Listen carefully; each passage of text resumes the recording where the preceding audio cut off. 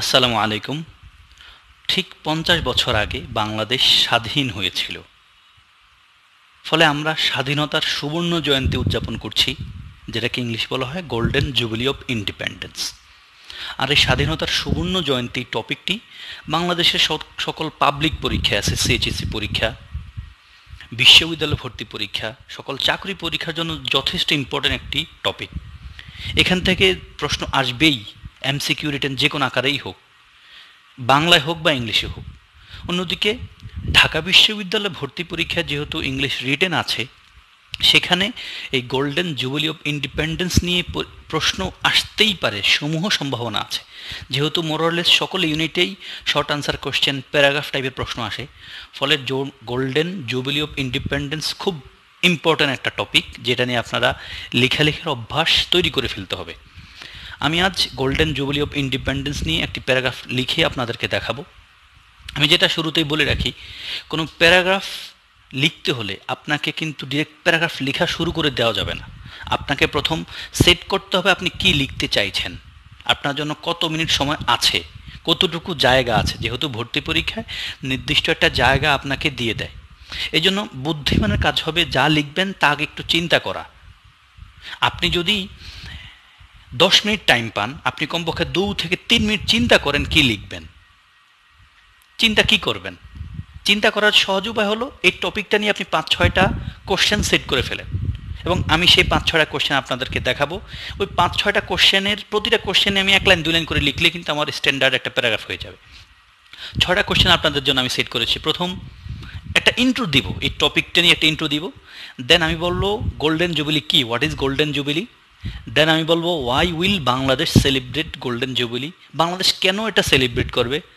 Fourth question হবে when will it be celebrated, মানে এটা কখন থেকে কখন সেলিব্রেট হবে, উদযাপিত হবে। How will it be celebrated, কীভাবে উদযাপিত হবে। অ্যান্ড সিক্স কোশ্চেন হলো বা পয়েন্ট হলো what is the purpose of this celebration, এই সেলিব্রেশনটা আমরা কেন করছি, এটার মানে লক্ষ্য কী। চলুন আমরা স্ক্রিনে চলে যাই।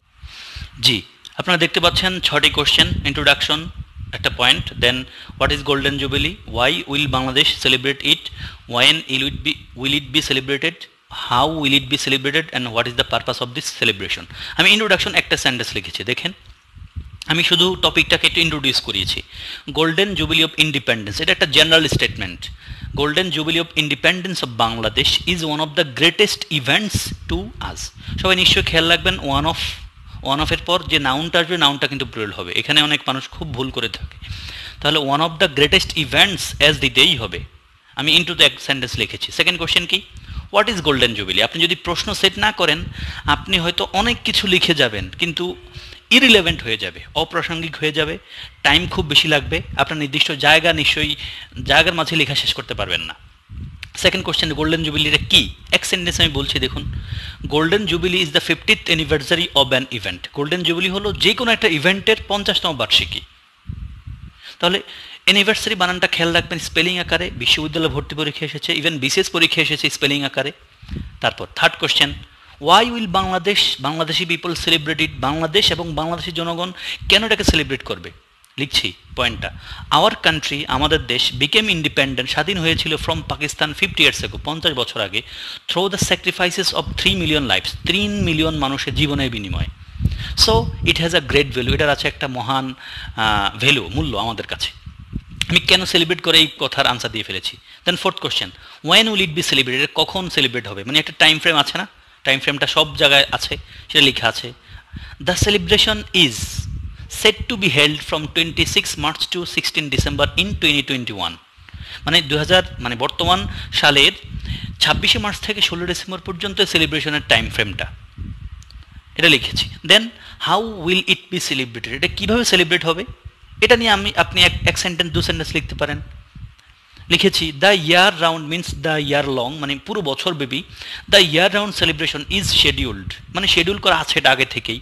শিডিউল টু বিগিন, শুরু হবে by many programs such as documentaries, discussions, cultural functions, story telling of freedom fighters and so on, আর অনেক কিছু, মানে এই জিনিসগুলোর মাধ্যমে এটাকে সেলিব্রেট করা হবে।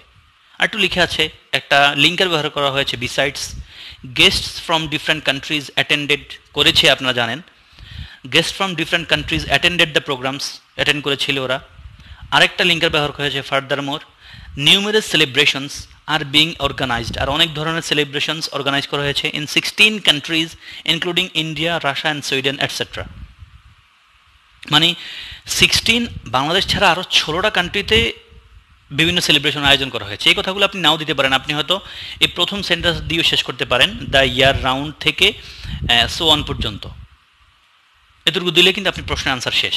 দেন লাস্ট কোয়েশ্চেন আপনাদের জন্য, what is the purpose of the celebration? কেন মানে এটা সেলিব্রেট করছি আমরা, করতে হচ্ছে, লেখা আছে কয়েকটা পয়েন্ট।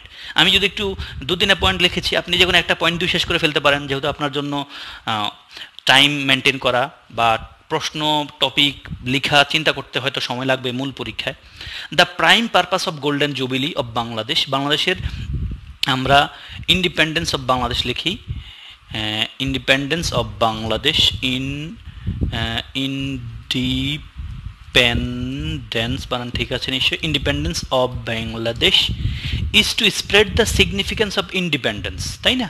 মানে আমাদের স্বাধীনতার এই সুবর্ণ জয়ন্তী, বাংলাদেশের স্বাধীনতার সুবর্ণ জয়ন্তী উদযাপনের একটা মেইন পারপাস হলো ইন্ডিপেন্ডেন্সের গুরুত্বটা ছড়িয়ে দেওয়া, যেটি we achieved through the sacrifice of freedom ফাইটার্সদের স্যাক্রিফাইসের মাধ্যমে। দেখুন বাক্যটা কিন্তু কমপ্লেক্স, এবং কমপ্লেক্স সেন্টেন্স ভুলহীন হলে টিচার নিশ্চয়ই আপনাকে বেশি মার্কস দিবে।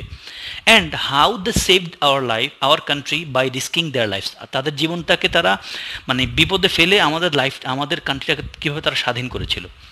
আরেকটা পয়েন্ট বলা হচ্ছে এইভাবে, টু পাস অন মানে কোনো কিছু কারোর মাধ্যমে পুশ করা, একটা জেনারেশন থেকে আরেকটা জেনারেশনের মাধ্যমে ছড়িয়ে দেওয়া, এমনটাই বোঝানো হচ্ছে। To pass on the history মানে হিস্ট্রিটাকে পাস অন করা সামনের জেনারেশনের কাছে, অব আওয়ার লিবারেশন স্বাধীনতার, to our next generation is another crucial aim of the event. এই ইভেন্টের অন্যতম আরেকটা ইম্পর্টেন্ট এইম হলো আমাদের লিবারেশন ওয়ারের হিস্ট্রিটা সামনের জেনারেশনকে জানানো, পাস অন করা। দাস এভাবে we will be able to preserve our glorious history of liberation war অথবা ওয়ার অফ লিবারেশন দিতে পারেন আপনারা, ওয়ার অফ লিবারেশনটাও দিতে পারেন, ওয়ার অফ লিবারেশন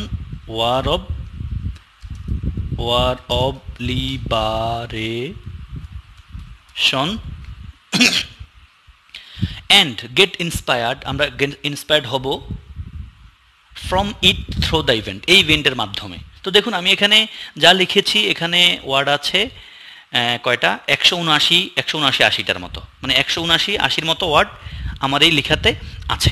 এখন আপনার প্রশ্ন হতে পারে, স্যার এত বড় কি লেখা সম্ভব?